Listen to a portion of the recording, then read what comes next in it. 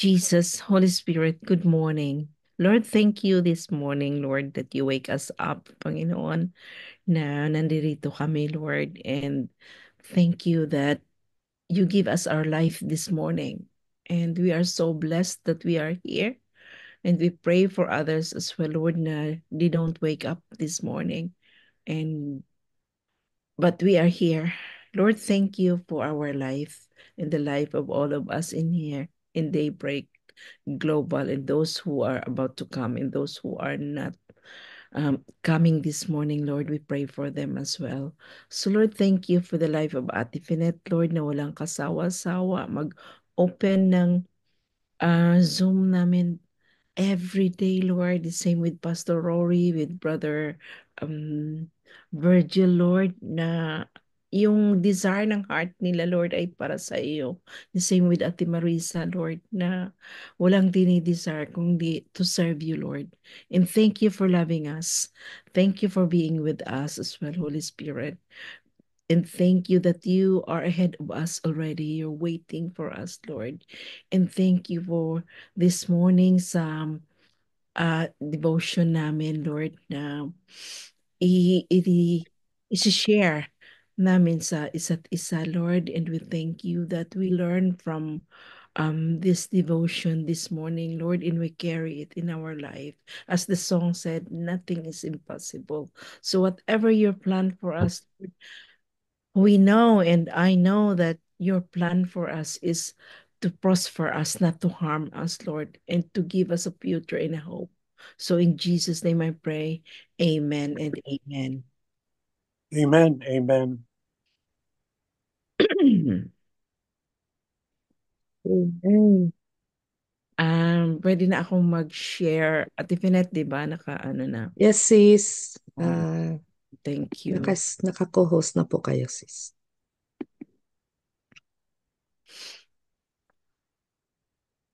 Nakikita nyo na, wala pa, no? Wala pa po. Ito. Mm. Ayan na, nakikita nyo na sa... Yan. Okay, copy. Yes po. Thank you. Okay, loud and clear. I-ano ko na lang ito. Andali, yung mga ito. Where are we now? Nawawala na. Okay. Nakikita niya ano? Okay, today is November 17, 2024. So we have to our devotion and our title for this morning is the Gypsy Evangelist. You know, my noon yung perception ko ng mga gypsies ay they are annoying, they are mga magala-gala sila, di ba? And then when I read about this and I said, wow, Lord, I am so amazed na magagamit mo kahit sino, kahit saan manggagaling ay you can use them. So I am so blessed to have this topic and then the history that we have to dwell this morning, today in the afternoon from Philippines, Brother Virgil. Um, so we take you in our world this morning, yeah, Brother Virgil. So how did a gypsy boy grow up to be a great evangelist? So that is the question, isn't it? Because when you say the word gypsy, there is something um comes into my mind that they are group of people who wanders from one place to the other. Uh his name is Rodney Smith. Was born in a tent in England in 1860 to illiterate gypsy parents. You see, their parents were illiterate. You see the background here, but you will see how God used Rodney Smith in our um devotional today, right? Uh his father is Cornelius and Polly Smith, his mother. When Rodney was a young boy, his oldest sister became very sick. The local doctor diagnosed it as smallpox and told the father to take his family and leave town at once. Because that's the year where hindi pa sila educated when it comes to smallpox. Sa kanila, it's really infectious. So they must not stay in one place para hindi mahawaan yung the rest of the community. So since they are gypsy, people can tell them off. People can tell them to go somewhere, especially the doctor na nagtitreat ng mga ng mga may sakit. So his father take his family in leave town at once. Cornelius set up camp outside of town. He stayed with his sick daughter in the wagon, and rest of the family stayed in a tent a short distance away to keep from being infected. Unfortunately, Rodney's brother and mother came down with smallpox as well. As his wife lay dying, Cornelius asked, "Do you try to pray, my dear?"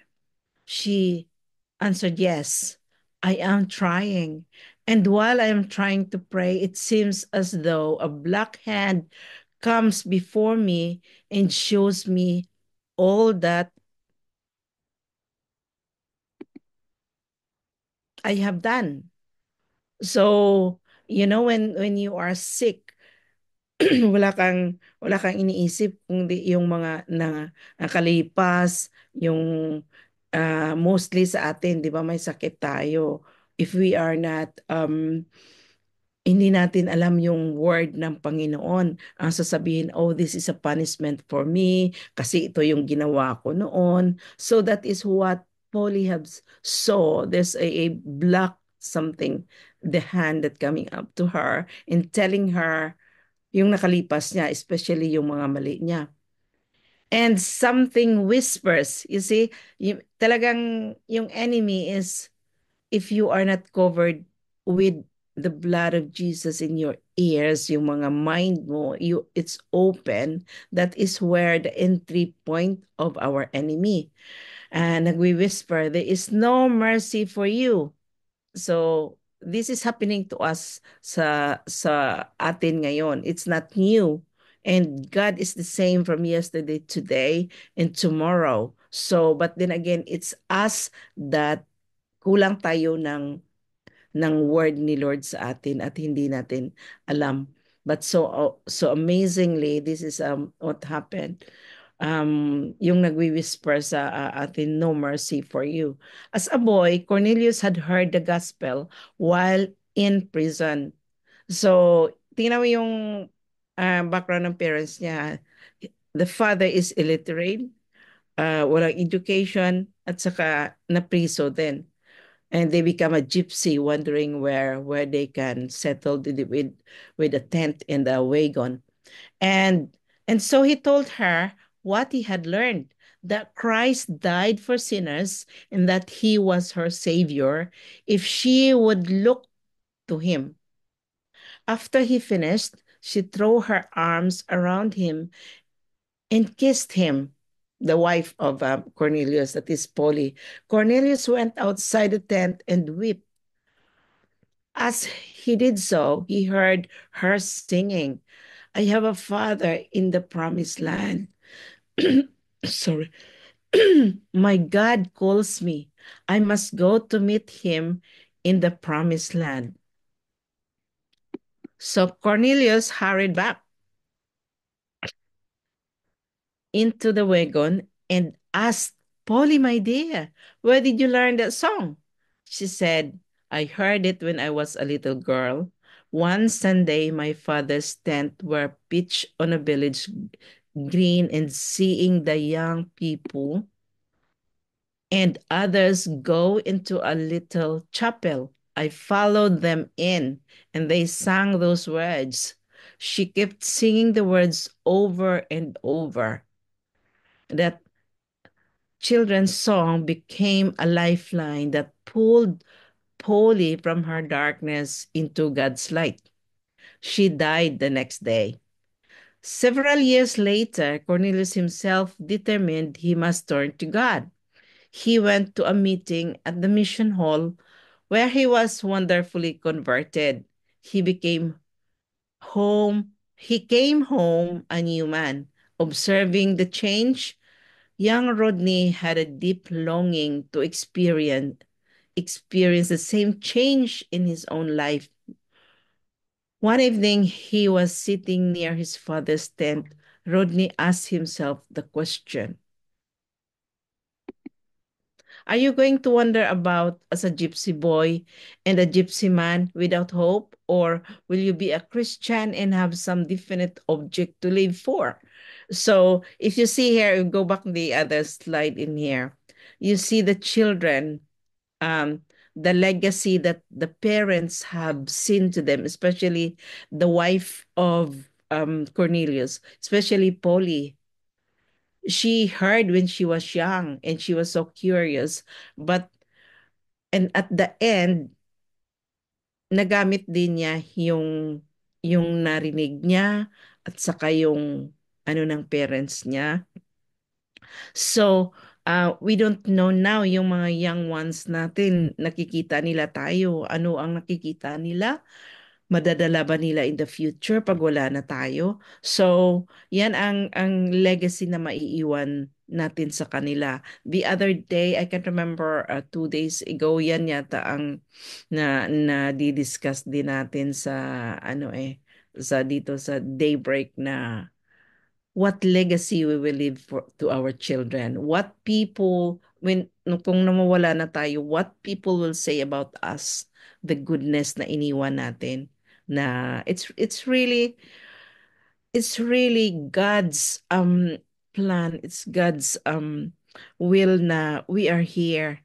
So the young ones na nakikita tayo ngayon, hindi natin sila sabihin, oh, sumunod ka sa amin, ganito gagawin mo. No, just let God do, kasi makikita nila in the future, merong impact yun sa kanila pag wala na tayo, pag na ano na sila, parang natauhan na sila na, oh, this is what my mom was doing. Oh, this is so, don't worry kung hindi natin sila madadala ngayon, hindi natin sila uh, ma what you call this one?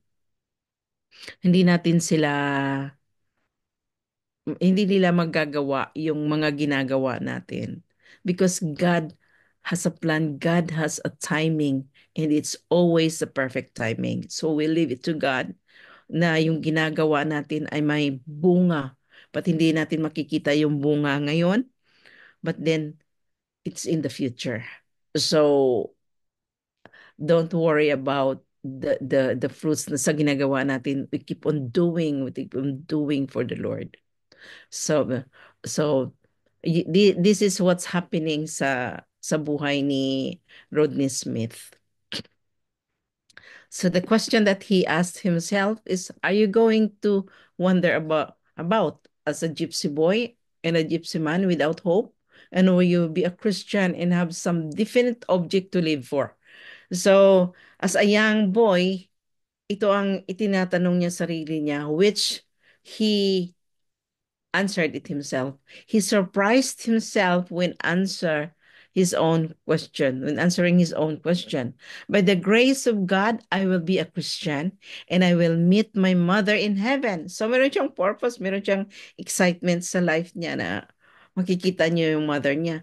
A few days later, on November 17, which is today, 1876, went to a primitive Methodist chapel in Cambridge, determined that if there was an opportunity, he would publicly give himself to Christ. At the end of the service, the pastor invited those who wanted to give themselves to the Lord to come to the communion rail. There is a simple faith. Young Rodney Smith committed himself to Jesus Christ. Hallelujah.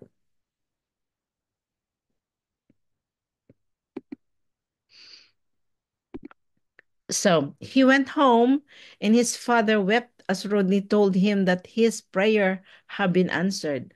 Rodney Smith became a great evangelist known as a Gypsy Smith. He traveled wildly, making over 50 trips to the United States to hold evangelistic meetings. Although uneducated, he was a winsome preacher. His straightforward messages and simple gospel songs brought thousands to Jesus Christ. Amen. Amen. Our reflection for this um messages. Why do you think God often draws people to himself who we feel are unlikely candidates for becoming Christians? God specializes in the unexpected. He even had his son to be born in a stable and then die on a criminal's cross.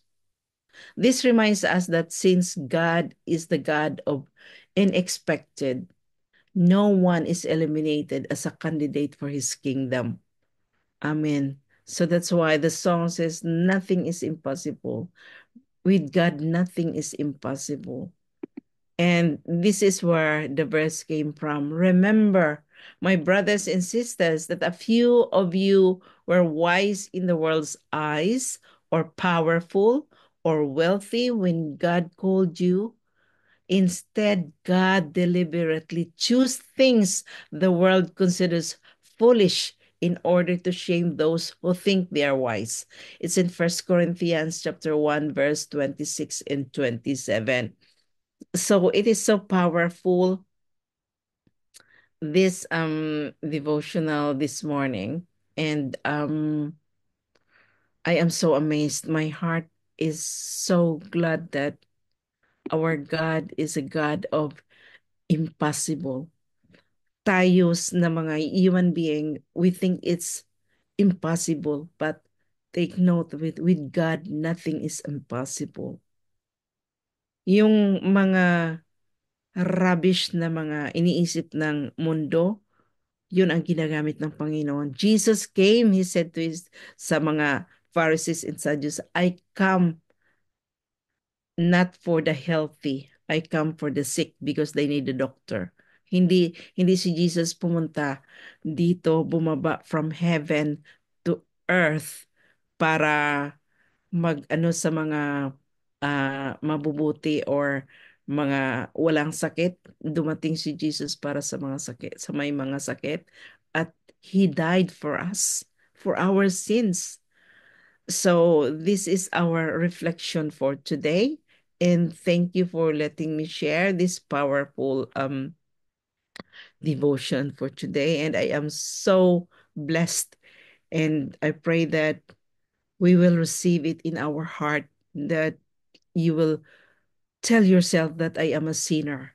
God will not love me because of what I have done. So what I am doing right now. But then, mga kapatid, put it in your heart that God loves you no matter what. It's not what you do, but what have Jesus done on the cross. So our eyes is focused on Jesus, why he died on the cross. Jesus died for me, for you, and all of us in here. You take it personally. That is a personal matter why Jesus died on the cross. So thank you for letting me share for today for the powerful PowerPoint, Ate Pinette, and I give it back to you. And I will leave in the screen the reflection, and you can share our thoughts, your thoughts, whatever in your heart. Amen. Thank you, Lord. Amen. Amen. Amen. Praise God. What a powerful sharing and a message from the Lord. I believe it has made us thinking. Ako po, while Sister Ophel was sharing, parang binalik ni Lord sa akin yung quotation. Lagi ko naririnig ito sa mga speakers, sa mga sermons, mga preachings, or sometimes I hear it from them, uh, yung phrase na God God doesn't call the qualified, but He qualifies the called. Yan. So, yun nga sabi ni kanina, whatever our status is, di ba? Meron pang kantang yung ordinary people, sabi niya, God chooses ordinary people. So, ito po yung parang nakita ko dito sa ating reflection. Sige po, if there's anyone who wants to share any thoughts, any reflections po, we are all welcome to share in our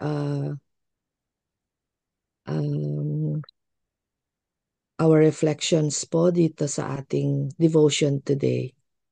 Just unmute yourself and if you want to add anything or share, you are welcome po. Ayan, si Sister Flora. Sige po, Sister, go ahead. I'm so encouraged po that no one is eliminated to be a candidate in God's kingdom. So, I remember po kung kaano din po ako kasuwain sa Lord. But He called me and He qualified me as His called servant. At ganoon din po yung kay Iris po sa daughter-in-law ko. It's wrong for me to eliminate her. But I keep on praying for her until my last breath or until the day God will call me for. And the lesson for today is really a great awakening and it gives me hope for all those my loved ones that only I wish. That one day they will come to know the truth and they will no longer worship the idols. Kasi po, they are very kandado katoliko po. They will get me if ever I will share with them the truth. But I believe that God has His own perfect time for them. Yun lang po. God bless you all po. Amen. Thank you, Sister Flora. Anyone else po?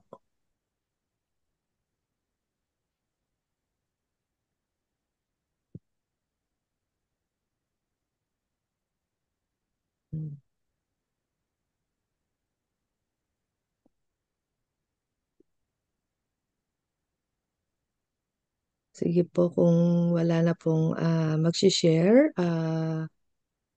I believe we can now move on sa atin pong prayer time. And let us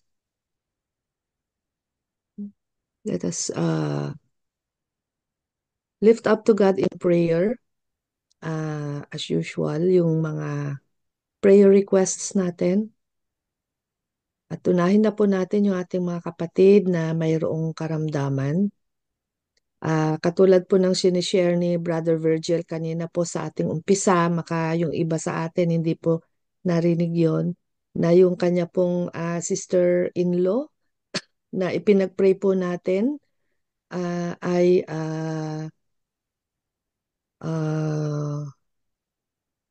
umuwi na po sa ating Panginoon. At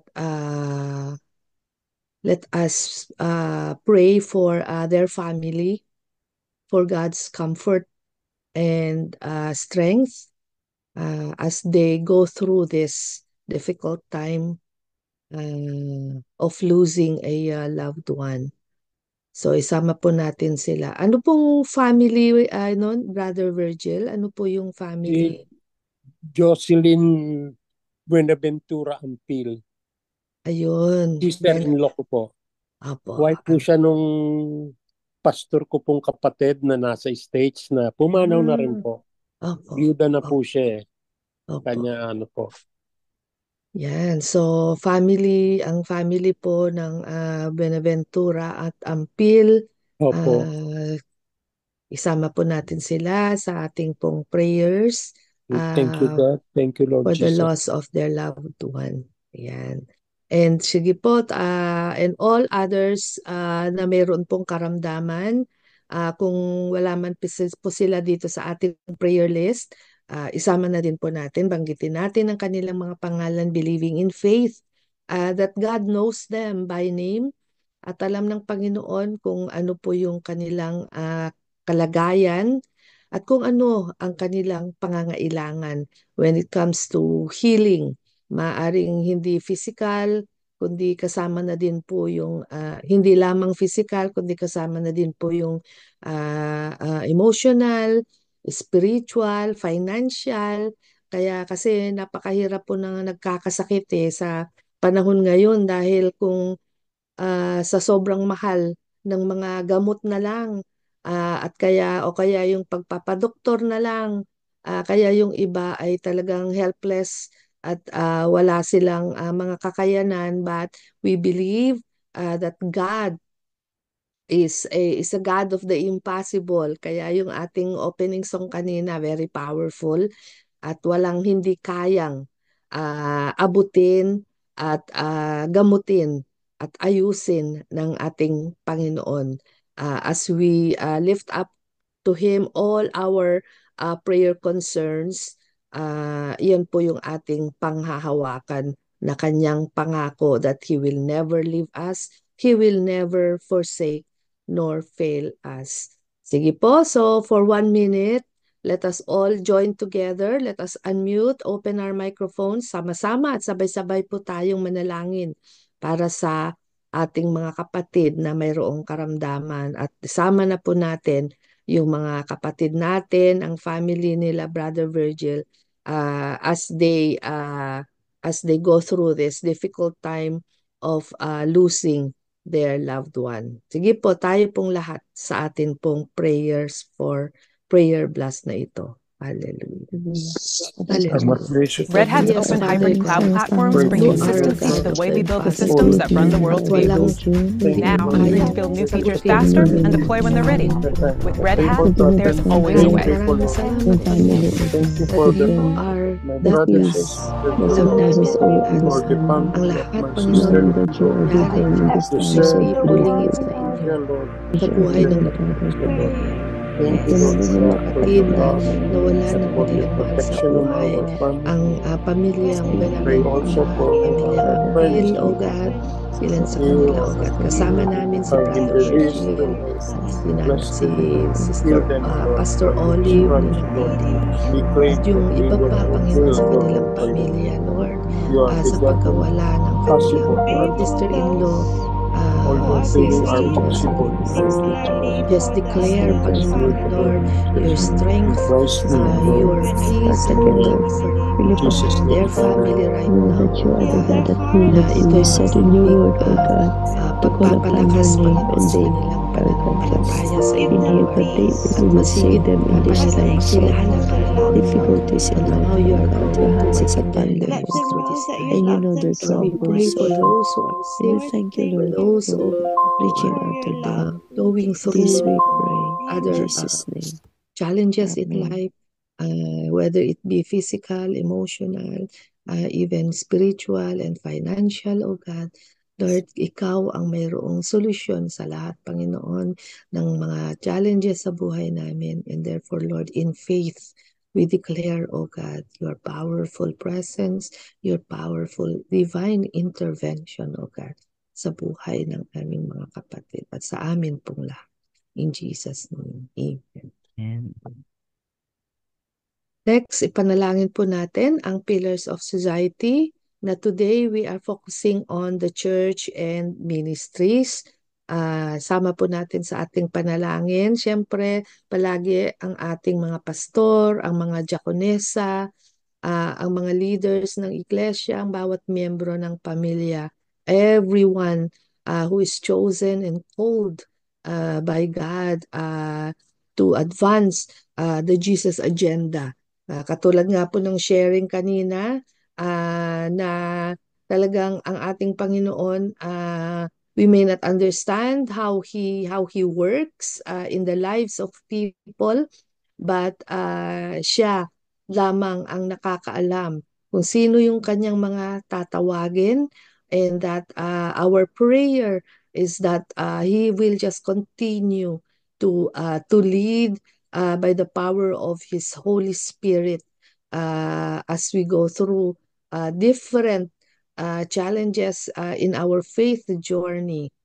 And alam natin na ang ating Panginoon ay palagi nating kasama, that He came to earth so that the will of the Father may be fulfilled in Him and now in us bilang kanyang mga tagasunod na ipagpapatuloy ang gawain na kanyang sinimula ng kanyang ministry to reveal the Father to all people, and that people may come to know that there is a God who loves, there is a God who cares, and then there is a God who has the answer to everything na sa buhay natin ay siya lamang talaga ang dapat nating kilalanin bilang ating Panginoon sa ating buhay, ang Panginoong Hesus, ang ating tagapagligtas. So sige po, for 1 minute, let us all join together. Sama rin po natin sa ating panalangin ang mga church services, ang mga worship services sa araw na ito bilang araw ng linggo. Yung iba pang mga ministries, kung mayroong mga Christian education, mga Bible studies, those who are out doing evangelism, those who are in the mission fields as missionaries, lahat po yun, and anything else that the Holy Spirit is impressing on our heart to pray about at this time, yun po ating ipanalangin. So sige po, for 1 minute, tayo pong lahat sama-sama at sabay-sabay dito po sa prayers for church and ministry. Hallelujah. Hallelujah. Lord, once again, Jesus Christ, Holy Spirit, Pray for the Lord God, children praying for the church you alone can ministers be glorified. and and thank you, church God, workers, O Lord. you have Church given us, oh Be God, with this them, privilege guide them, Lord, and protect them. to intercede Give them more on wisdom behalf and courage that of they the may God, preach your word, O with your Lord, Holy Spirit goes the and on light body them, of O Lord, Christ. Lord, we lift up to you with your the grace and obey pastors, all the deaconesses, commandments, O Lord, the that missionaries, promises you, mga especially church in the church leaders, deliverance, with lahat the po things that you are ng doing. bawat isa, pray for We pray Panginoon, for our pastors and pastors leaders and their leaders, O Lord. that you will guide them, Give them more especially their work with you, their provision that they families, need, O Lord. Lord, Pray for them, for sa their gawain everyday ito na needs, ipinagpapala the niyo. leadership, for their Iniwan their mo po family, sa amin for ang their Kristo relatives, Jesus. O Lord, them and wisdom, And as so Lord. the go people out are being and share assigned the Encourage them, gospel Lord. of more Jesus people Christ, In that service, people may know also, and Lord, strive ibang and in the lives of pray who you for are. any this dangers, to harm, all Lord, grant them the temptations, wisdom, Lord, O God, situations, to care for the all as they situations in spread the our resources message that of lives. they Christ need, in the Lord, to name of continue Jesus To working in pray, your kingdom. declare, oh Amen. God, your leading and Always we Holy pray, Spirit, Father. oh It's in God, Jesus' sa name. mga worship services Amen. today. Anoint mo, oh God, yung mga messengers of the word na gagamitin mo. Those who are in the mission fields, Lord, those who are out there and sharing the gospel of Jesus. Lord, we pray, Panginoon, Lord, that people will just have that fertile soil in their hearts, Panginoon, to receive, oh God, your word and to accept and acknowledge Jesus Christ as their Savior and their Lord. In the name of Jesus. Amen. Amen. Next, ipanalangin po natin patuloy ang mga bansa at ang mga governments, keeping in mind yung pong mga bansang Israel, ang mga bansang Iran, Palestine, Lebanon, pati na po yung Ukraine and Russia, at syempre ang ating bansang Pilipinas, at ang China, at lahat po ng mga bansa sa mundong ito Alam natin maraming mga dumadaan din sa iba't ibang klase ng mga ah, difficulties, challenges, dulot ng mga economic crisis, climate change, yung mga naapektuhan ng mga bagyo, ng mga typhoons, ang ating bansang Pilipinas, ilang bagyo na ang dumaan at ngayon ay kasalukuyan yatang binabagyo ang itong si Pepito. Ang ating panalangin ay patuloy na ang presensya ng ating Panginoon ay maranasan ng bawat mamamayan sa ating bansa at yung patuloy na protection at provisions for shelter, provisions for other basic needs, and provisions for against sicknesses, yung mga nasa evacuation centers. Panalangin natin mga kapatid that makarating sa kanila yung mga tulong na galing sa gobyerno at sa mga ibang mga non-profit organizations. At sa atin pong mga panalangin ay patuloy na magkaroon sila ng pagkapit at pananampalataya at pagtitiwala sa ating Panginoon. Sa gitna ng mga nararanasan nilang ganitong mga sitwasyon ay manatili sa kanila ang pag-asa na tanging ang ating Panginoon lamang ang makapagbibigay. So, sige po mga kapatid, for 1 minute, let us all join together in this prayer for the nations and the governments. Tayo pong lahat. Heavenly Father, Yes, Lord, Lord we Jesus continue to Christ, lift up all the the nations nation. of the world, especially Lord, your your nation word, Israel. the word Lord, of into your hands we commit alam mo the Jewish people, O God. hindi Now they are living hours of diverse ito portion of this typhoon, O Lord, not be alam namin, O God, na granted meron ka rin crisis in their solusyon nation, sa O God. bawat Protect Metro them, Manila, sa Lord. bawat let them know you, Lord. Divert it difficult some more situations. Allow them, O them, God, Third, Lord, we pray, Panginoon, for that you your continue, O for God, to Israel, reveal yourself for other sa countries, labas Lord, sa mga to tao, war O with each God. other. Especially doon sa mga Give peace, O bansang meron Lord, to all these conflicts, Lord, to all the leaders, Israel, Lord, ang Iran, that remain Palestine, giving peace and or even understanding, Lord, Ukraine and Russia, who are for Philippines. them to be Alam namin, number one. Panginoon, na ang lahat also ng we ito, pray, O O God, God, ay Will be the makakarating everything. so that most of the katapusan, O persons God. and nations, In your own perfect way peace and our time, nation, Panginoon, Lord. get to Alam know Always you namin, our it is nation, possible, mayroon ka because of the Lord. plan, magandang Although purpose, we have the at problem you with ay China, we will be kasama able to natin solve ang this, lahat ng Lord. mga bansa. We are the God of We pray for government us, the officials, O Philippines, God. Pray for them. this kasalukuyan in the name of Jesus Christ, Ukraine, our Lord and yun na Savior. And those dumarating. Amen. difficulties The that they have in typhoons, oh our God, we nation. pray, Lord, Protect for our people, mga O God. kababayans Keep our namin prayers na steady in our apektuhan nation. ng mga bagyo na Deliver us ito, from the Lord. evil May you ones right continue now, to Lord. strengthen them, Deliver continue, oh God, to give them hope, all the oh nations God, of the world. na sa Peace, inyo, sa inyo ka lamang sila Italy, Russia, manghawakan, oh God, sa inyong mga Germany, pangako, because you'll never Netherlands, fail and you always in fulfill Jesus' your name. promises. So Lord, maraming salamat. Be with them, be with all of us. And continue, oh God, Lord, to provide for their needs. Continue to send people to help, Panginoon, sa kanila pong muling pagbangon mula sa mga epekto ng mga bagyong ito, Lord. Na sa inyo lamang, Panginoon, sila manghahawakan.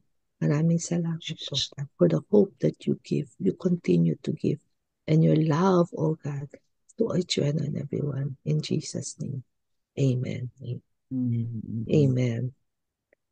Okay, so meron po ba tayong birthday celebrant today bago po tayo magtapos sa ating closing prayer? Anyone celebrating their birthdays po? Or wedding anniversary? Wala. Okay, so Sister Ophel, para po sa ating Thanksgiving prayer. Ikaw na benediction. lang, Ate Tonette, you just close it and then Pastor Rory will play na lang ng benediction. Okay, sige po, tayo po muli ay lumagay sa spirit of prayer as we give thanks to our God for this wonderful time na tayo po ay nagkasama-sama sa pagpupuri at pagpapasalamat at pagpapanalanginan. And tanging sa ating Panginoon lamang natin ibinibigay ang pinakamataas na pagpuri at pagsamba. So, sige po, tayo pong lahat ay manalangin. Hallelujah. Abba Father, our Lord Jesus Christ, our dear God, the Holy Spirit, we thank you, we bless you, and we praise you, O God, for this time na muli ikaw ay nangusap sa amin, O God, sa pamamagitan ng amin pong devotion sharing this morning. Lord, maraming salamat, Lord, that you continue to inspire us, you continue to encourage us through the lives of a great cloud of witnesses, Panginoon, in the church history, O God, yung mga anak mo, Panginoon, na tunay na naglingkod sa inyo at talagang they offer their lives, Panginoon, in your service, O God, upang ang inyo pong mga salita ay maipalaganap, O God, at mas maraming mga tao, Lord, ang makarinig at magkaroon ng pananampalataya sa inyo, Lord. Maraming salamat, Panginoon, for reminding us this morning that indeed, O God, kahit sino kami pa sa amin, Panginoon, no one is exempted, O God. Kapag inyong tinawag, Lord, talagang wala po kaming pwedeng gawin, O God, kundi kami ay sumunod sa inyo, Ama. Na kahit na ano pa man ang amin pong estado sa buhay, that we cannot reason out, O God, na ganito lang ako, wala naman akong pinag-aralan, wala naman akong kakayanan. Dahil, Lord, sa buhay, Panginoon, ng amin pong pinag-aralang character this morning, O God. He himself, Panginoon, he did not have that education, O God. But, with your power, O Holy Spirit, he became a great preacher, a great evangelist. Kaya, Lord, sa amin din pong mga buhay, O God, ordinary as we are, thank you because you can make us and mold us, Panginoon, into the people that you want us to be. Amen. Para sa inyong kapurihan, O God. And Lord, we just say, thank you, O God, for using us. Sa kahit anong paraan, O God, tulungan mo kami, O God, na maging sensitive, maging receptive, O God, sa leading ng Holy Spirit. Kung saan niyo po kami nais dalhin, kung ano po yung mga nais niyong ipagawa sa amin, Panginoon, Lord. Help us to just have the courage to step out in faith, to take on, Panginoon, yung calling na yan, O God, to answer. Kung ano po, Panginoon, yung leading nyo sa aming mga buhay. Maraming salamat, Panginoon, because ang promise mo is that you will never leave us. You will never forsake us. You will never fail us.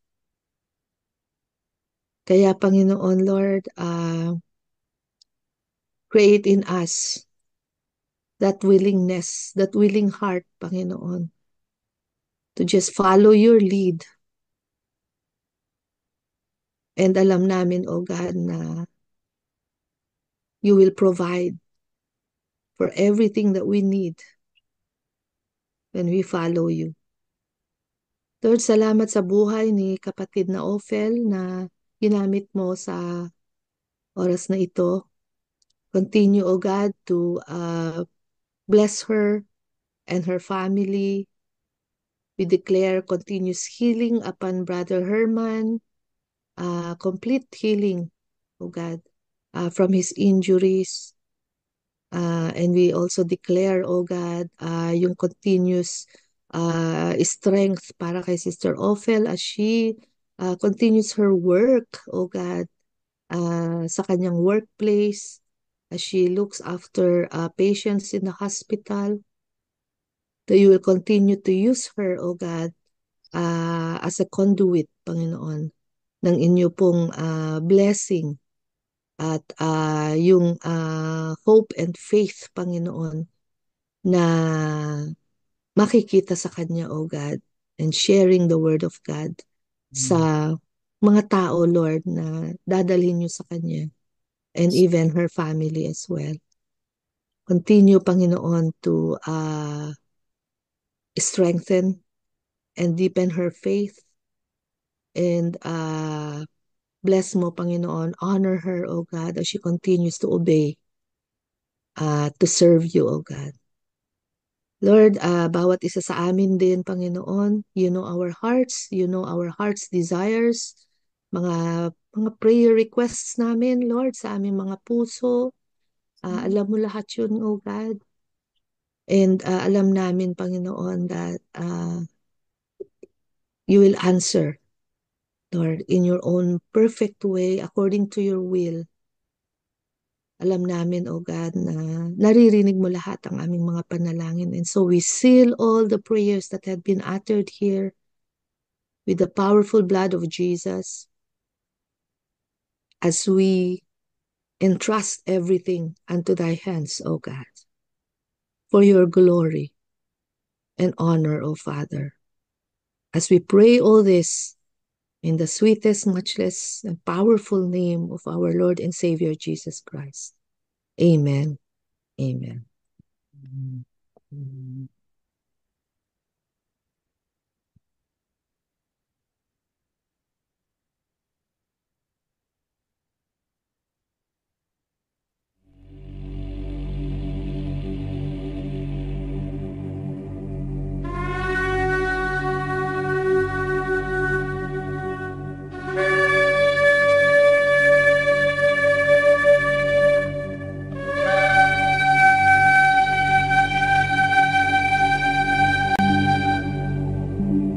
יברכך אדוני וישמרך.